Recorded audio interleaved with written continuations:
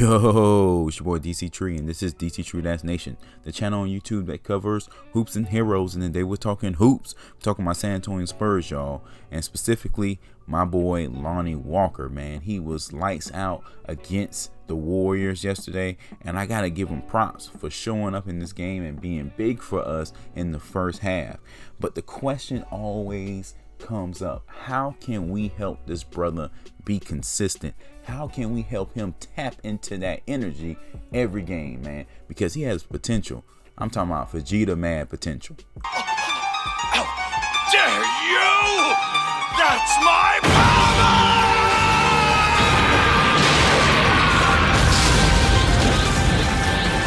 You bastard!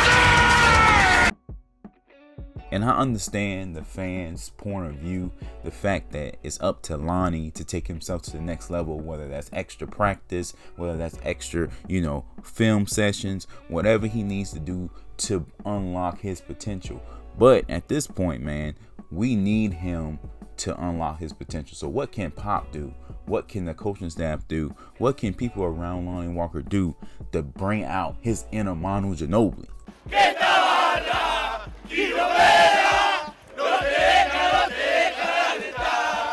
And I'm not saying he's going to be as good as Manu, but he has the potential to be a Sixth Man of the Year candidate, man. He has that level of offense, that microwave Detroit Piston type offense when he comes off the bench and just, blazes the competition, man. The only thing about Lonnie Walker, and you guys already know this, when he's bad, he's bad. But when he's good, he is good, man. Man, when he's good, he's on target better than Hawkeye. I got him.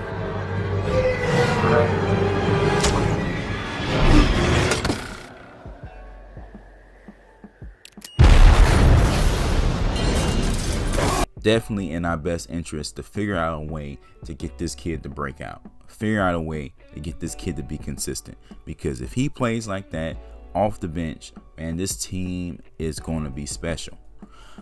But if you like my content, please sub to the channel, hit that like button, and don't forget to hit that notification bell for more videos. Thank you so much for the continued support.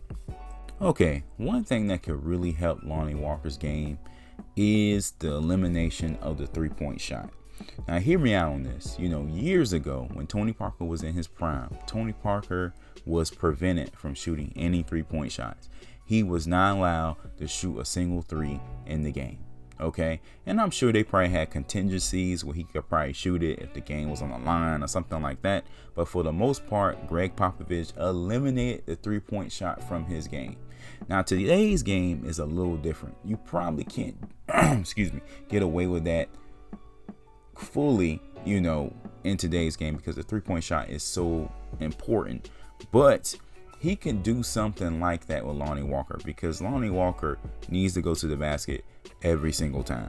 Like, he's the most athletic player on the team. He's usually the most athletic player on the floor. So there's no reason for you to settle for three after three after three.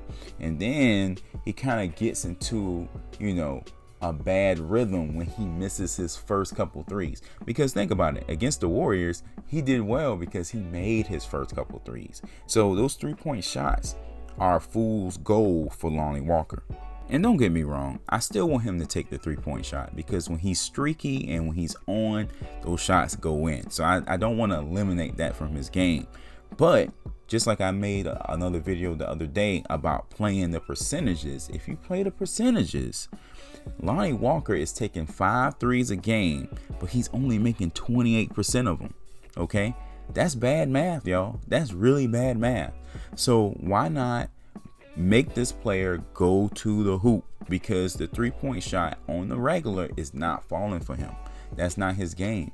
He needs to get closer to the basket. So if I'm Greg Popovich, man, I'm highlighting this 28%.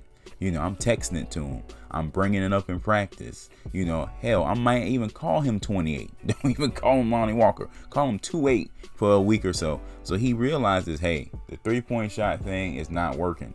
Either you need to put in extra time after practice to get better at shooting the three, or you need to go to the hoop every time.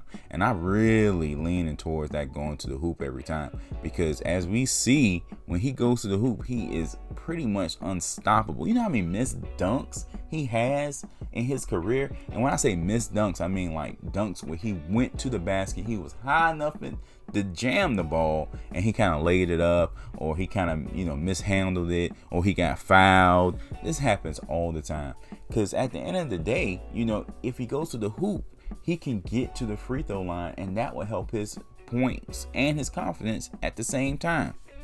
Another thing that can help this young fella get it going is for the coaching staff and Murray, White, the veterans on the team, to make a constant effort to jumpstart him early on in games. Because like I said before, when he makes his first couple baskets, when he has some early boost, a good first quarter, man, he's on for the rest of the game. When he misses those shots, he's just flat for the whole game. He's almost useless. It's rare that you see Lonnie Walker turn it on in the fourth quarter if he's had a bad first, second, and third quarter. And some of that is Pop's fault, if we're being honest, because Pop will yank him. I'm telling you, he would yank him and sit his behind down quick. But I would just make an effort to try to get him going, because once he get going, it's like a snowball effect. And it's very similar to what point guards do with big men. If you give a big man a layup, if you give a big man a dunk, a lob, or something like that early in the game, that's just going to boost his defensive prowess on the other end. You got to feed the big fella. That's NBA 101. So feed the Lonnie, y'all. Feed the Lonnie. Because once he makes a couple baskets, he really gets it going. The last thing I want to emphasize that, Greg Popovich could really do to help this guy, be more consistent, is to kind of change his mindset. He's a scorer. He's streaky. I don't want to change that aspect of his game, but maybe he shifted gears from saying, hey, I got to make this outside jumper. Hey, I got to make this mid-range jumper, to, hey, I get my points at the free throw line. If he makes that shift in his mind, he will constantly go to the basket over and over again. Hey, I'm going to get my 10, 12, 15 points by going to the line 7 or 8 times. If he continues to have that mindset and kind of step away from the jumpers, relying on the jumpers so much, I think that'll be enough to help him out. Very similar to how, and I'm definitely not trying to be insulting, but how James Harden makes his career, his bread and butter at the free throw line, even though he's a cheat. And he's getting exposed this year for all those little nasty tricks he used to do. I'm not saying for Lonnie Walker to do that, but some players get their, points at the free throw line by drawing contact. And that's what he needs to focus on, drawing contact more so than shooting jumpers. All right, guys, that's it for this one. It was just really good seeing Lonnie Walker have a good game, because he's been struggling as of late. And I know his contract is up in the off season, so I would love to see him come back. I would love to see him develop this year. And, I'm rooting for this young fella. All right, guys, thanks for kicking it with me. Leave a comment below on what you think about this Lonnie Walker situation. Make sure you check out the other videos on the channel. Don't forget to check out that superhero playlist, some hot content on there. And I will catch you in the next one. Peace.